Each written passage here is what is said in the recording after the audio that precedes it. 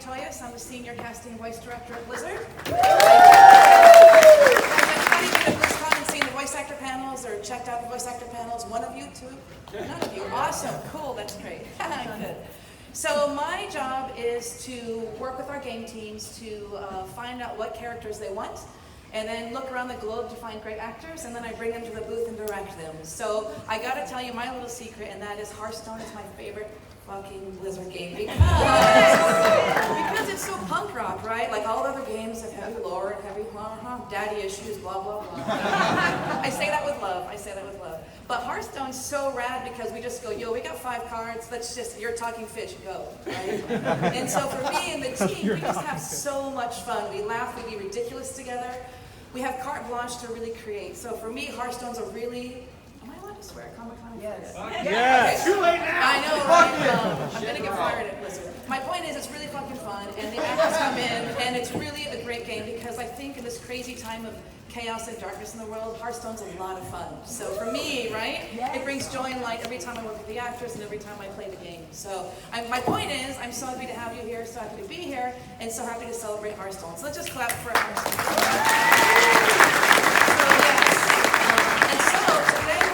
About Saviors of Uldum, our new expansion. Did you guys see the ridiculous trailer? I think we need to really release like a soundtrack of all of our crazy songs we've done on Hearthstone. It just keeps getting more bananas, which we'll talk about because and again, we can be silly. There's nothing serious happening, right? So, so today we're going to talk about Hearthstone, our newest expansion. We're going to unveil some new rad cards that we have for you, talk to our great voice actors, talk to our great designer, and just kind of dig into Saviors of Uldum. You guys ready to get started? Yeah. Yay! So let me introduce my wonderful panelists. Coming up first is Dave Kosak, our lead designer on Hearthstone. And I love the dedication to sporting our cool hats. I'm very excited about that. I tried to get one for all of you. We didn't have enough, but next year. Cool, and now I wish I could introduce you to Travis Willingham. Do you guys know him? He plays Reno Jackson. Yeah. He's so rad, but he's important. He's like on another panel someplace right now, which is bullshit, but that's fine. We're more important, Travis, but we'll get to that later. Next, we have Carlos Larkin, our fabulous Brann Bronzebeard. It's so cool having our lead explorers here. Next, we have the beautiful Amy Walker, who's Elise Starseeker. Come on up. Cool. And last but not least, the fabulous Terrence Stone, who's Sir Finley Mergleton and our innkeeper.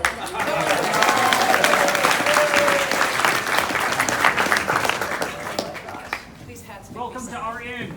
Right there. Do you hear that? Welcome to our inn. I've got to say, I'm particularly excited because I do the voice actor panels at BlizzCon, and we've never celebrated. There's not enough space up here for you guys. We're filling it out. I know. I've never done a Hearthstone panel, and I think that every time I do talks with voice actors, it's World of Warcraft, Overwatch, all that stuff. But for me, Hearthstone's a really great game, like I said. So to have these great people here to talk about it is really exciting. So, anybody not seen the trailer? Good, because I'd kill you. So one, you're going to kill you later. It is always worth a rewatch. Yes, right. So to get the party started, and I suggest that you sing along, we are going to watch our Saviors of Uldum trailer. So let's keep it so loud as we could possibly make it. Drop the bass, please. So, can we get it louder? Shadows are rising again, darker than they've ever been. Evil descends from the skies. The world cries out, how will we survive? The hall of explorers and up from the dusty tomb. They climb up their wits and the doors. Legends of the past know exactly what to do. There might be magic monsters, mummies in the market. Mysticism. Don't show this scorching dark.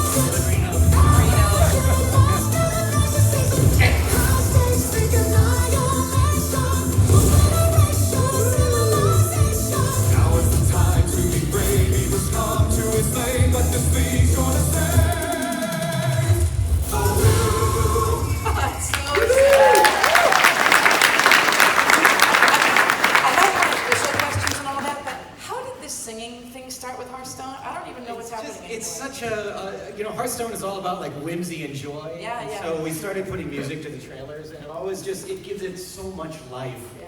Our cinematics team has really killed us one. But now it's like a thing. Now we have expectations on us. We have to keep up with the game. Well, and we keep throwing it to the cinematics team, like, okay, guys, it's gotta be super crazy. So they're like, okay, what if he flexes and it explodes, and then for no reason it explodes again?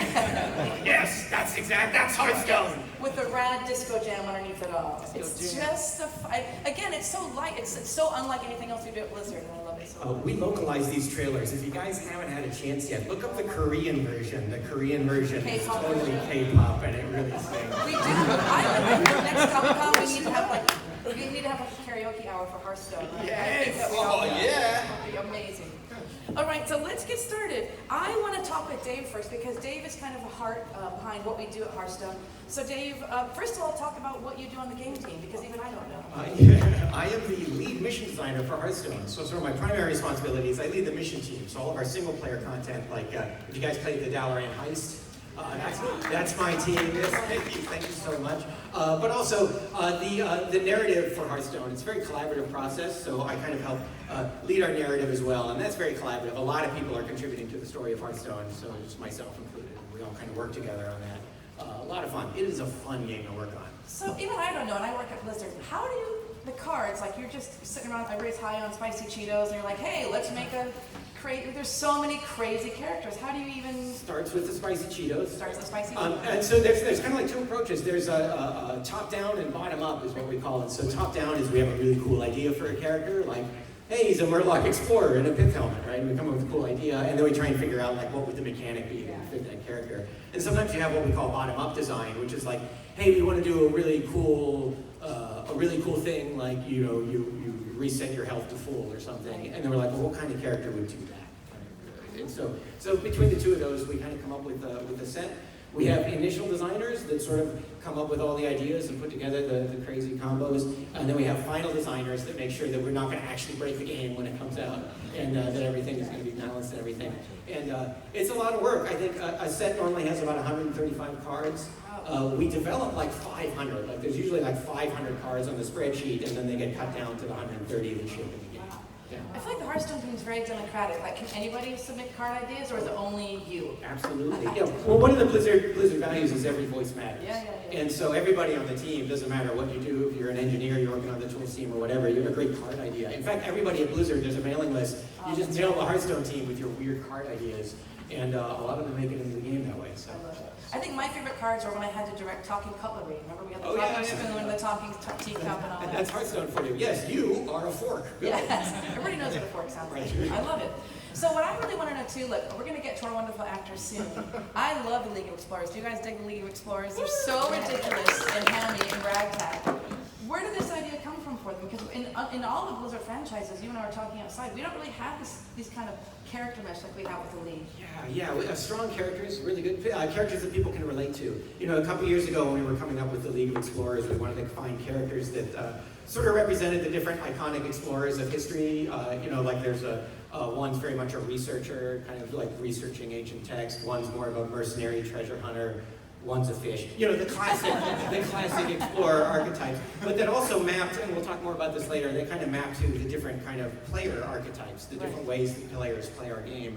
And put those together in the characters. They're very popular, so popular, we're bringing it back. Yeah. It is the triumphant return. Did we plan on bringing it back, or we just knew we had something that was really fun? I think, Hearthstone, over the years, we've been looking at ways to kind of create characters that were uniquely Hearthstone. Right. League of Explorers certainly did that. And then we started creating some of these cool villains, and we thought, wouldn't it be great if one day all those villains got together and caused some trouble? So for a few years, it's been cooking that the League of Evil would form and create tons of mayhem. So that was the first expansion of the year was all about the bad guys.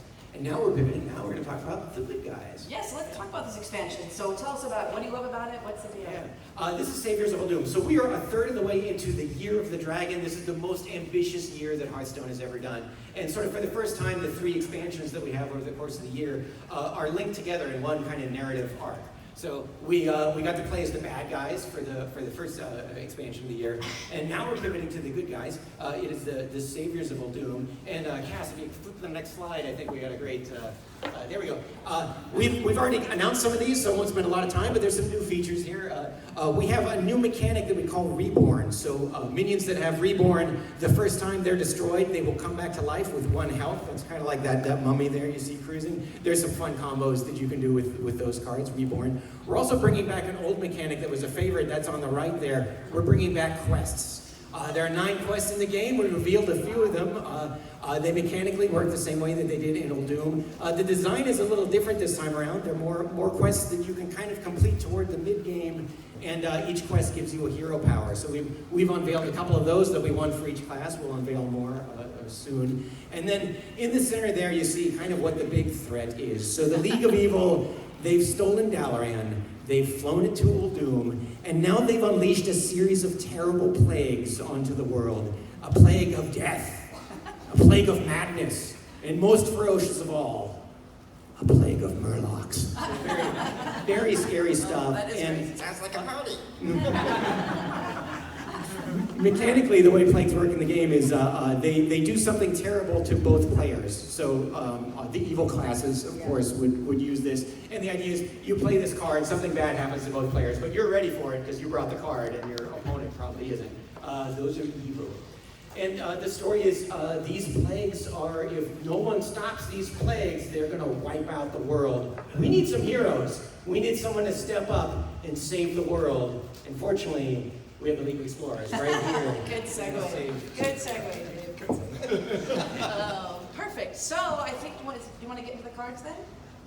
You guys want to see some cards? Yeah. Cards. Okay. Up first is going to be our Reno Jackson card, voiced by Travis Willingham. So Dave, let's talk about this card and talk about what we're doing with Reno. Yeah, Reno. So Reno's been a lot of fun for us. I think Reno was one of the most popular characters that we introduced in Hearthstone, partly because his effect was really powerful, to be honest.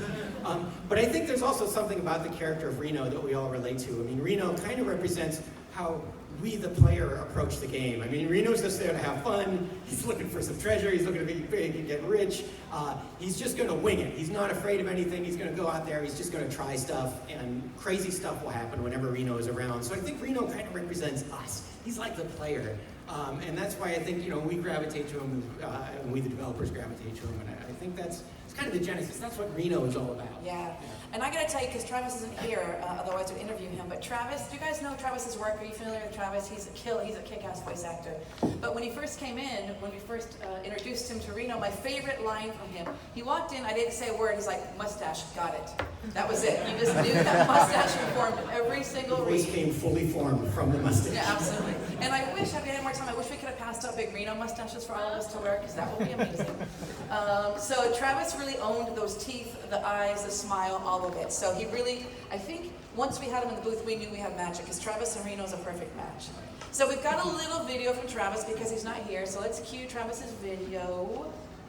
Well, hello, San Diego Comic-Con. So nice of you all to gather here, just for me. What's up, everybody? My name is Travis Willingham. I am the voice of the majestic mustache himself, Reno Jackson from Hearthstone's League of Explorers. I am so incredibly excited for this new expansion, The Saviors of Uldum. I wish I could have been there today with you guys, but unfortunately it was just not meant to be. I am, however, authorized to let you know that we are revealing a brand new Reno Jackson card during this panel. Very cool stuff. But enough of me talking. I will leave you in the very capable hands of all of these amazingly talented individuals gathered here before you, and I will leave you with a core line of Reno's that I think outlines who he is at his core, which is, treasure? We're gonna be rich! Have a great time. He's so ridiculous. I love it. So, this is the card. Now, what's going to happen when we reveal the card? I'm going to have each actor read out the card for all of us. But since Travis is not here, does anybody have a good Reno voice they want to come up and read out? Anybody got a good Reno voice? Soul, right here. Come on up. Come on up here. I want you to read out the card in your best Reno. Pretend you got a mustache and read the stats and the whole thing. Here we go. Bring it home. Audition for me. Let's do it. Hello! Reno the Relicologist. Battle Cry. If your deck has no duplicates, deal 10 damage randomly split among all enemy minions. And the stats? What are the stats? 4 attack, 6 health.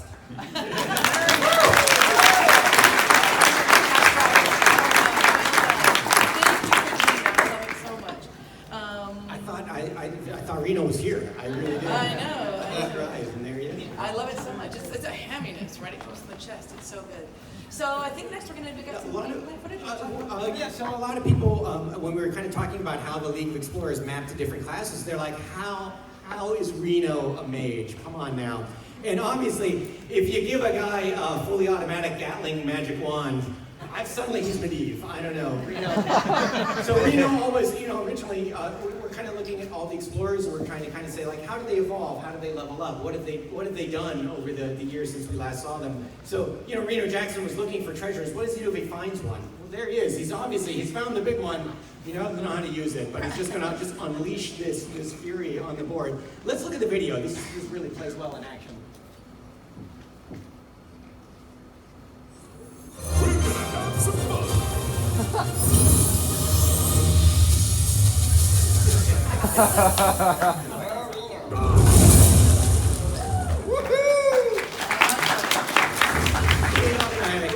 Fully automatic Gatling wands. So something interesting about this is we are bringing back the no duplicates decks, just like from the original League of Explorers. This is a lot of fun. This is a fun deck building challenge because it's very hard to build a 30-card deck where you can't have multiples of your cards so that you can count on your combos. It makes your deck a little bit weaker, so in return you have to have a powerful effect, like, I don't know, maybe nuking the other half of the board might be a good one. The different characters play well in different archetypes. This actually works really well for a control archetype, because control, you're kind of holding the other player at bay for a little while, and then at some point you're going to turn the game around and you're going to make your big move, hopefully after they've run out of steam. And Reno sort of signifies that big move. He comes out with the big gun, literally, and then he wipes out the other half of the board there, and now you've changed the momentum. And so that's a lot of fun. No duplicates decks are super fun to play with because you can't really count on the cards that you have. Building them is super fun because you're often putting cards in your deck that you normally wouldn't, but you need to fill out the rest of your deck. So we think there's a lot of variety in there. This should be a lot of fun for people to play. Yeah. I love it. It's so great. Awesome. Cool. So next we have our fabulous, everybody's favorite crafty dwarf, Brann Bronzebeard, voiced by Carlos Larkin. Hello! Hello! I didn't hear you! Come on, bring it up! Hey, Carlos has been voicing Brann in World of Warcraft for me. We've been working together for a decade, man. We've been doing this a long time. I've been painting the ears of Scots worldwide. Carlos is also, anybody here to play WoW? Anybody? A couple of you? Yes. He's also our Headless Horseman at October. So can I didn't think so much. Every year the gift keeps on giving. So let's talk about this card, Dave. So Brann Bronzebeard, Hearthstone, we always want to keep one foot in the familiar. So if you're a fan of Warcraft, you have something familiar to latch onto. So of the original explorers, Brann played that role for us. We brought him over. If you played World of Warcraft, you're super familiar with Brann. He wants to know the history of the world, so he dives into these Titan ancient tombs, and then he just starts flipping all the levers and pushing all the switches and activating all the security measures. You have to clean it up. So everyone remembers Brann, and that was just a really fun concept for a character. So we really wanted to bring it into Hearthstone. I love it. So Carlos, let's talk to you. I think there was a time when you almost played every single dwarf in World of Warcraft. I really think that's quite possible. The very first character I did for Warcraft was a dwarf, Right. And that was, I can't remember, it was like the gunsman or I don't know. gunslinger or something like that. And then they started bringing me in for dwarves, and it just became a timber question. Yeah. The accent remains the same, but what they say is just based on how grumpy they are in the morning. So what's your take? To me, I love dwarves. They're crabby, they're aggro, they're always pissed off, they have no inside voice. What's your take on dwarves? Like, what do you connect with? I think what I connect with most is their joy in life. Yeah. They have a joie de vivre that is, quite different from a lot of characters. They approach life with it's an open-armed kind of character. It's like, your life, and I'm gonna grab you. Now you may not like it, and I may not like it in return, but we're gonna do this together. Right. And that's great. I think that's the fun with dwarves. I think whether it's World of Warcraft or especially Brann, is that they're loud, they're crabby, they're too much, they're a bull in the china shop, but they're a big heart. I mean, Brann Bronzebeard is such a big heart. Brann is anytime I get a call that says, can you come in and do Brann, it's like, there's a joy. Yes. And I know that the session's going to be fun, we're going to have a good time because we get to play with Brann, we get to, with Brann you can experiment with emotions that you can't do with others, you know, like if you're angry and you're just slightly off about it, then you're a dwarf. It's funny though, even though dwarves have big hearts, I kind of think no matter if they're happy, sad, joyous, whatever, they're always sound angry. They're just always angry. It's something to do, well, I've always said that's why I like the Scottish accent, Uldum, or the pseudo-Scottish accent. It's just that to me, Scots, they're the best ranters in the world. There's just nothing in the world. If they're upset, they say, these potatoes are terrible! I hate them! I don't want them on my plate! You know, it sounds like worse than it actually is. That's why I like Brann so much and the dwarves so much, being in that voice, because it gives them the room to really expand on the emotion and just go way overboard. And I don't like overacting, as you can tell. Very subtle. I always had this fantasy idea. I want to do like a reality YouTube series where voice actors go to like drive-thrus in Starbucks and order as their character. I want to hear a Brann order like a latte at Starbucks. And somebody gets it wrong at Starbucks. Look, I just want a soy double shot caramel latte with no sugar. How hard is that to make? Well, you can't bring that to me in the car. So don't do it. I need to go a little bit deeper. See, I need the reference. We always have a reference. Bigger and louder. I love it so much. And you're really good with accents too. I mean, you've gone through, I think you've done John Lennon for me. Accents are kind of your jam though, right? UK accents are what you do. I like to do a lot of them, there's no doubt. The Beatles ones were always, it was always, if you're trying to do that the appropriate accent, it always winds up being just a little bit more, I don't know, northern, more Mancunian, I think, right now. I've got a British friend in the audience right now, and she's kind of looking at me like, I love you, Glenn. I hear that voice, I want to design the card now. I know. We need like some Beatles cards in there. I would love to do a Liverpool card. You should do it. You heard it here. That's what we're going to do next expansion. And the last thing I'll say is I feel like every time you come into Brann, we injure your voice because he's always at 11. Like, I think it hurts your throat every time we do this.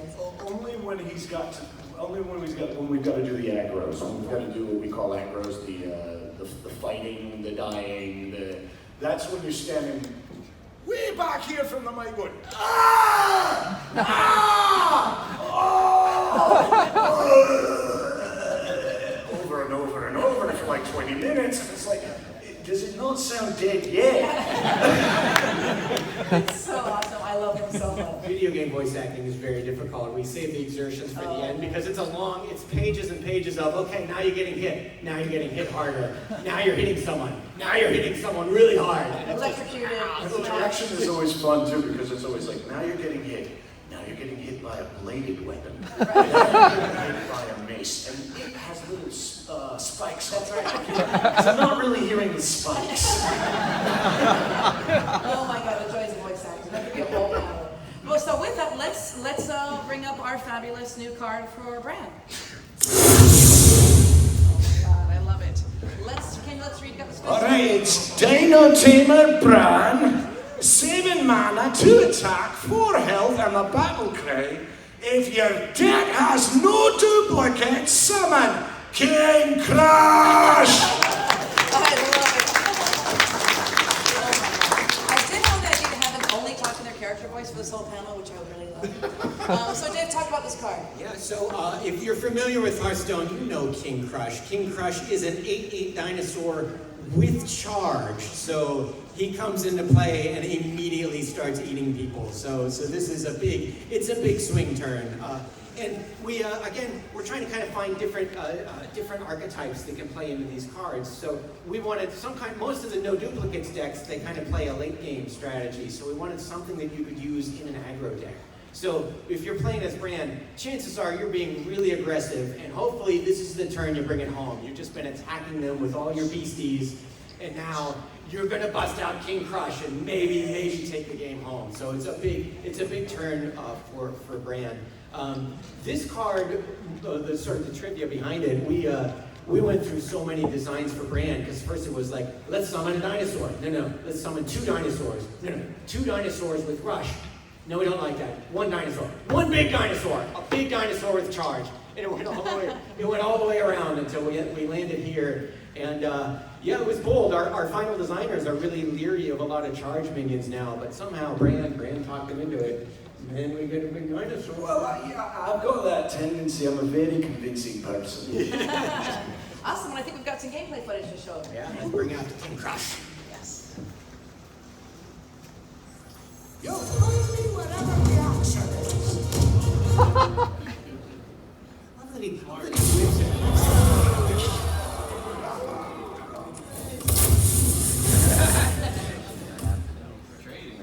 Like that dinosaur. It wasn't angry enough. Cool. So, the person that leads our crazy League of Explorers is a fabulous Elise Starseeker, Amy Walker.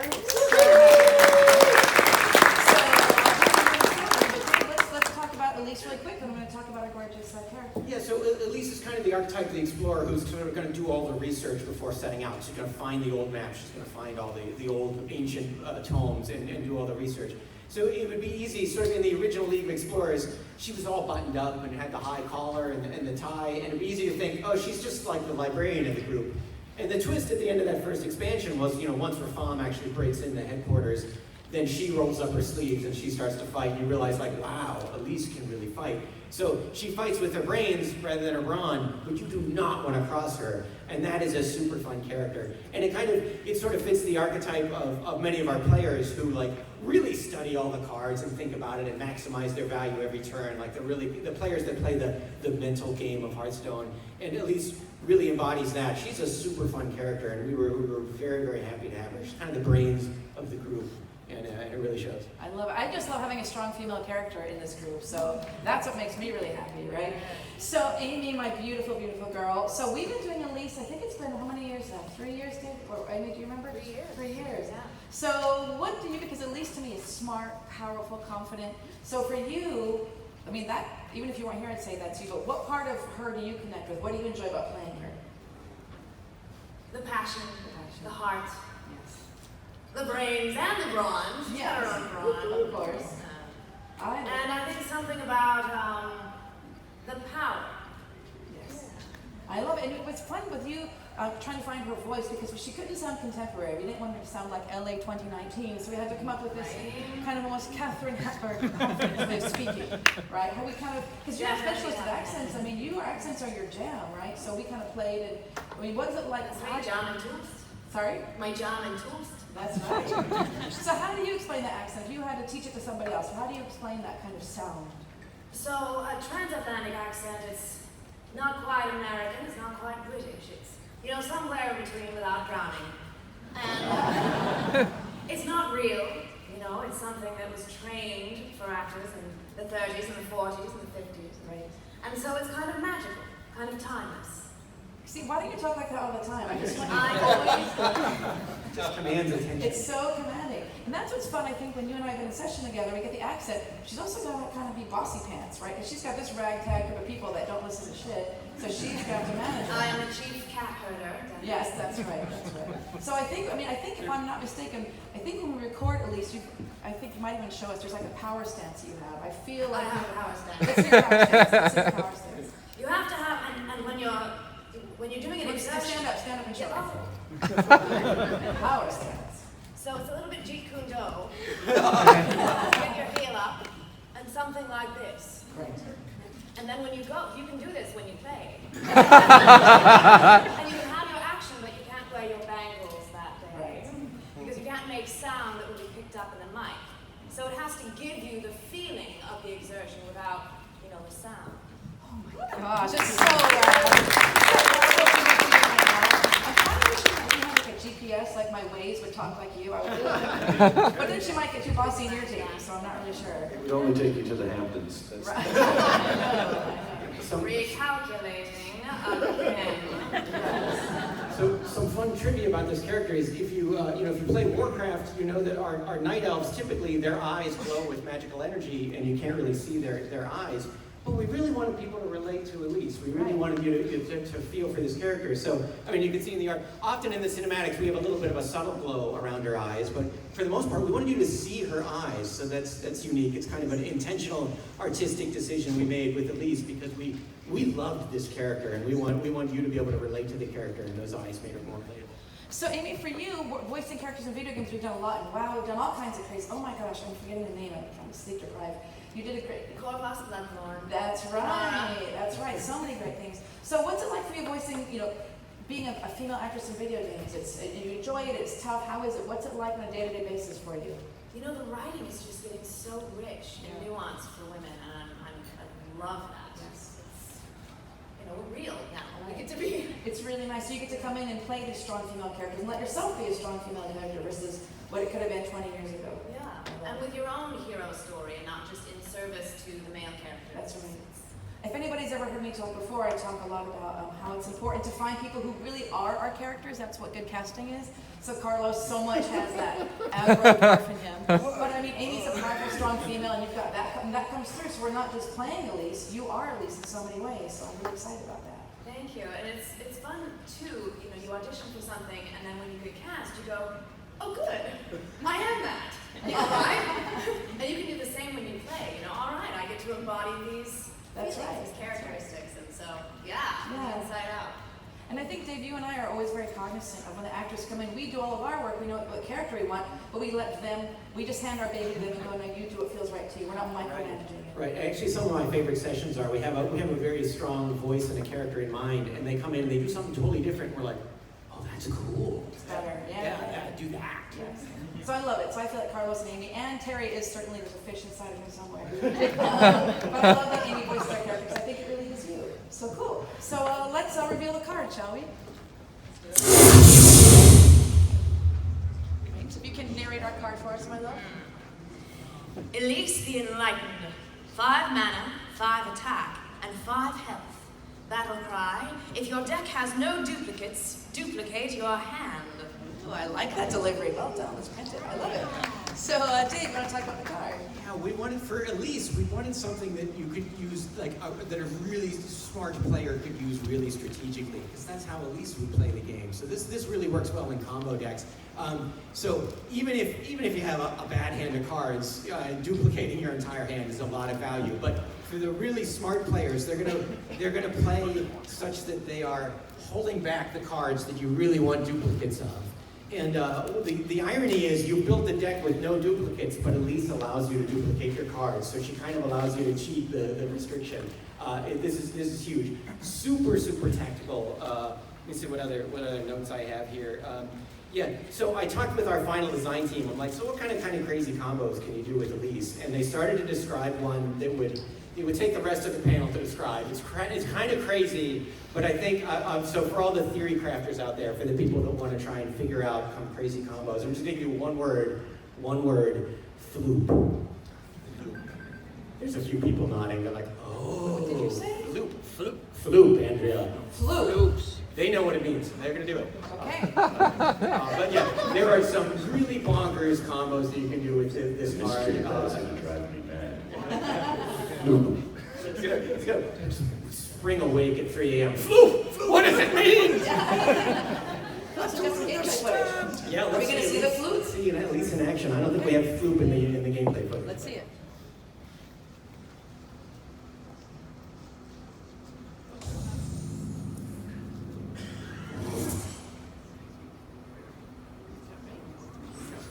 Need a hand, Explorer?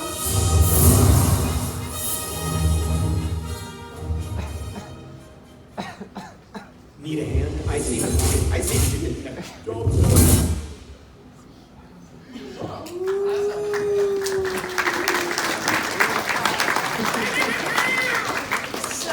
It's a really fun card. I can't wait to see what people do with this on live. This is going to be crazy. Awesome. So I'm so excited to introduce our fabulous Terry Stone to you, because Terry, before we get to Sir Finley, has been the innkeeper, and really, Terry was probably one of the first voices we recorded and we're like, you're an innkeeper, you're a dwarf, red hair, go, and you really define the sound of Hearthstone. So what's it been like being the innkeeper? Because that's the beating heart of our game. Oh, it's been great because, he's so warm and friendly, unlike some cousins he's got. What are you talking about? No, you know your name if you're thinking about it, honestly. Just saying. But the one thing about him is, when you introduce everything, you're screaming all the time! Brann versus Reno! So you get about 120 of those. You get into the session going, versus Reno. I sit by the fire, come on, We've had to do so many events. welcome, come in and have a seat by the fire. It's so cozy. Yeah. Oh yeah, that's right. I feel like having a dwarf off. I kind of want to maybe afterwards become Dwarf versus dwarf! Yeah, I love it.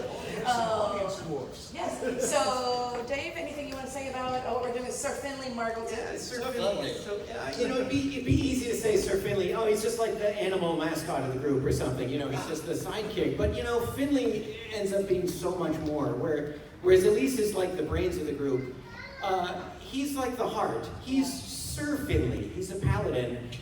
Reno's motives are kind of questionable, but Sir Finley is there to do the right thing, and you can count on Sir Finley to do the right thing. He gets into trouble a lot. We have to kind of rescue Finley a lot, but his heart is in the right place. He's going to do the right thing, and I think in that respect, he's kind of sort of the core of the explorers in a lot of ways. I love Sir Finley. So if you want a character with a big heart, you get Terrence in there. Yeah. So really, what you guys, Terry is one of those I was talking outside. He's a rare actor who can act, because acting, at the heart of all voice acting, I wish it was just called acting, but he can act and as a fish. Before we even talk about Sir Finley, my favorite Terry story is, and I probably ever delivered these files, this was a couple of years ago. I brought Terry in, I don't think he'd ever voiced a Murloc before. I'm like, so here's the deal, you're a talking fish, you don't say any words. Also, we need you to sing Christmas carols in 11 different languages as a fish. And I don't know if we did this, we're like, here's Italian. We played an Italian Christmas carol, go. And he had to immediately sing it as a Murloc. It was bananas. And he did. So I think that Terry's a true treasure because just that Murloc sound, and then to be able to do a Murloc sound with a British accent on top. Do you remember that first session when we were I said, all right, so now what if he's a Shakespearean? So, okay. And then he said, what if he speaks? Yes. So it was like, all right, so if I'm James Mason, and then I had hero, Right. and that's what the third thing. Oh, there he is! It's so bananas. So where does that, so what do you connect to Sir Finley? When you play a creature like that, it's hard, it's a sound, but it's also a heart, it's also a character there. What does it feel like to you? What do you connect with? What inspires you? Anything? Well, the heart for Sir Finley is great, but he's also, he's wanting to prove himself to the rest of the group too, being a fish man. Right. Just a fish. And so he will try harder. But also he's impulsive. It's like, let's go! I'm gonna jump right in now. Hey, here we go! What? I didn't know this was happening. So, or they use him as bait sometimes, or they use him as the fall guy, or whatever. But it's okay. Sir Finley, he loves it, he bounces back, he just had to be part of the team and help contribute to everything we do. I love it. He's always dressed so officially as well. I love it. Takes himself very seriously. So let's check out the card, shall we? I love it. So I told Terry I want him to do it in Murloc first, in your native tongue, and then I want you to translate it into our human language for us, please.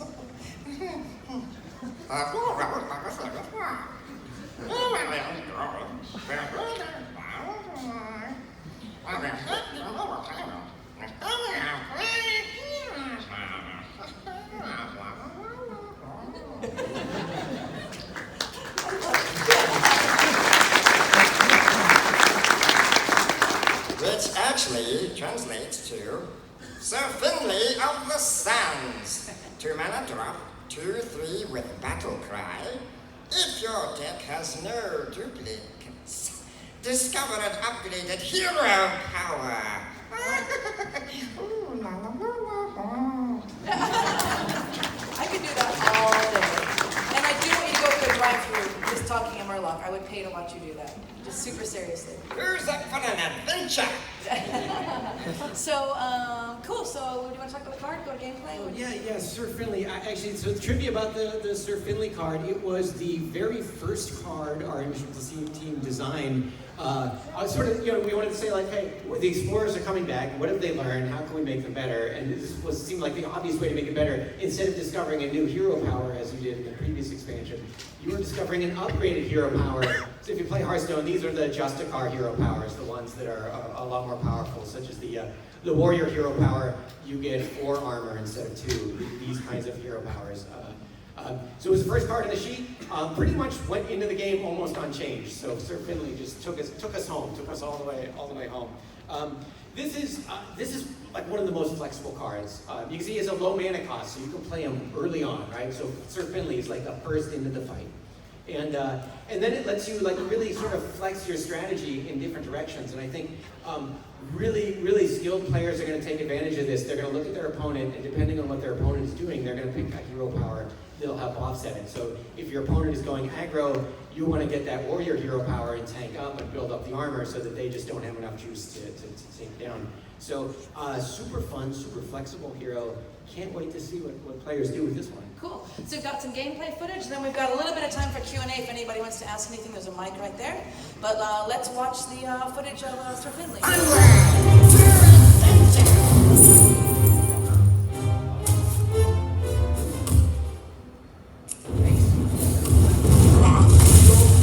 Put it on face.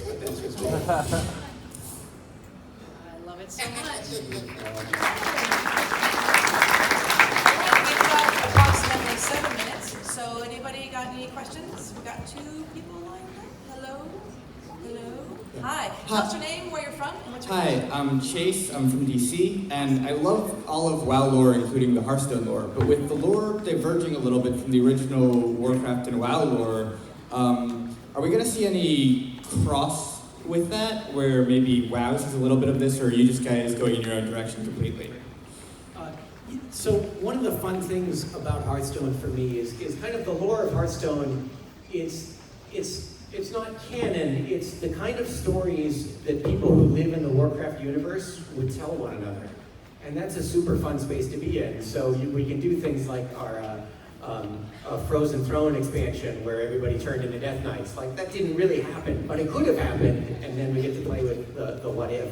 But what's interesting is, we work very closely with the World of Warcraft team, and often stuff that happens in Hearthstone kind of becomes canon. So in the recent expansion, you can meet all the League explorers and interact with them and play around with them. So so we have a lot of crossover, a lot of things happen back and forth. A lot of things that happen in the Warcraft universe make their way into Hearthstone shortly thereafter. Sometimes things work out really well. Hearthstone, when we were developing the Ungoro expansion, we really wanted to have kind of like a turtle race. We wanted to have the Tortolans.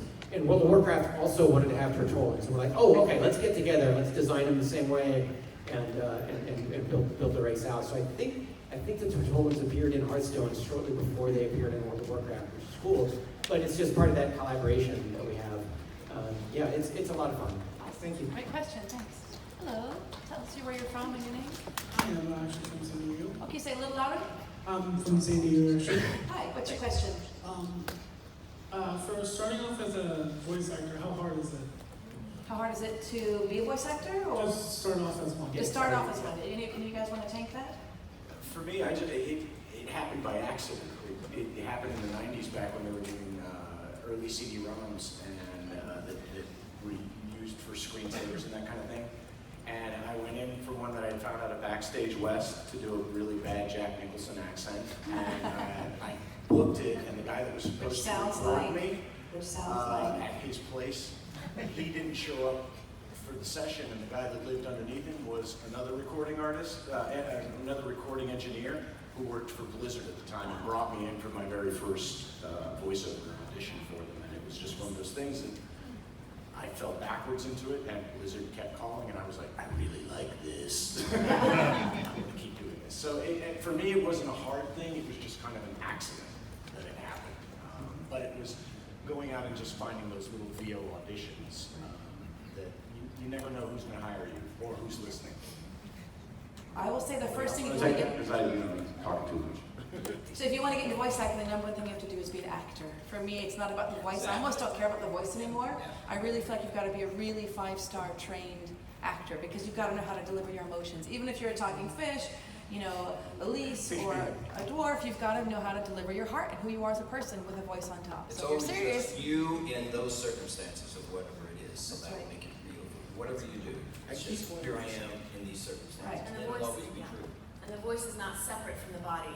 Right. So if we're really there and feeling it in our body, and you're trained in that way to let it through the voice, then that's just the finishing touch. Yeah. Is how you get to shape that on its way out.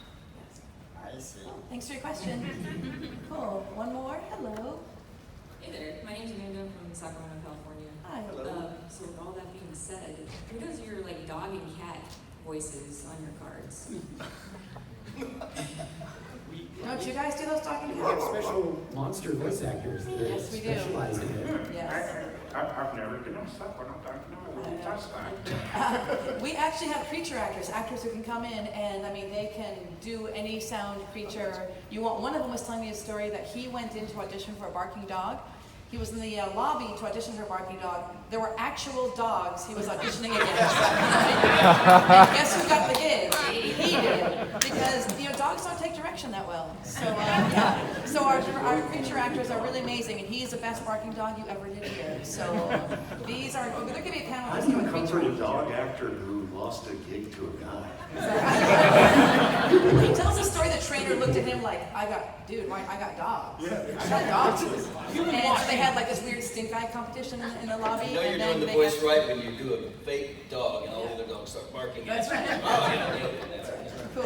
So Patrick, who does the voice for Garrosh Garrosh. Hellscream, yeah, he also did some creature voices for us. I remember because he was doing the sounds of one of the pack beasts, and he would just throw in dialogue in between the exertions, like, I don't ride you. He would just keep doing that. It was really fun. Stuff does help though. Yeah, creature actors are amazing. Cool, thank you for your question. Can I have your hat? It's like freaking awesome. Yes, you can. Right, can we give it My away? cat, is my cat that famous that it No. was? Hat. Cat. Your cat is famous. Which you asked a question about cats and Can we give the dogs. hat away? Do we need this? She's after the pith helmet. He's after the pink Can we give the hat away? Can we give a hat away? There's Dave, only do you one. want to? Go for it. Go, yes, it's your hat. You are now He's gonna crown you with the hat.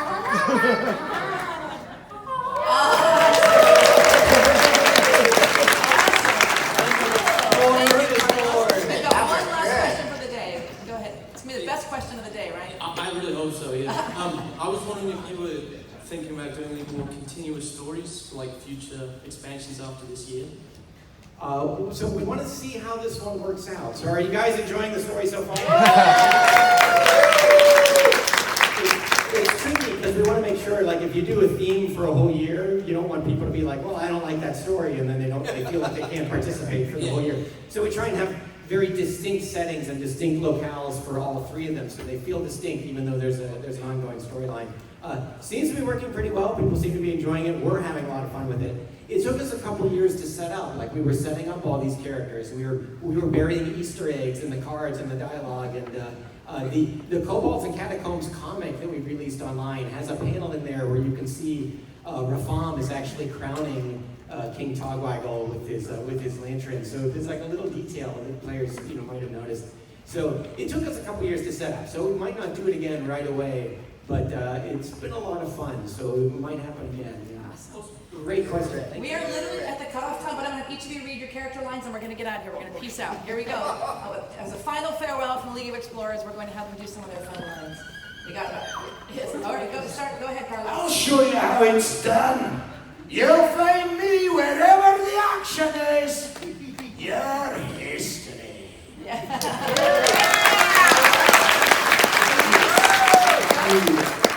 I am Elise Starseeker, and you will not get away with this. I love the power. We've got the museum secured. Explorer, take the fight to a farm. Need a hand, Explorer?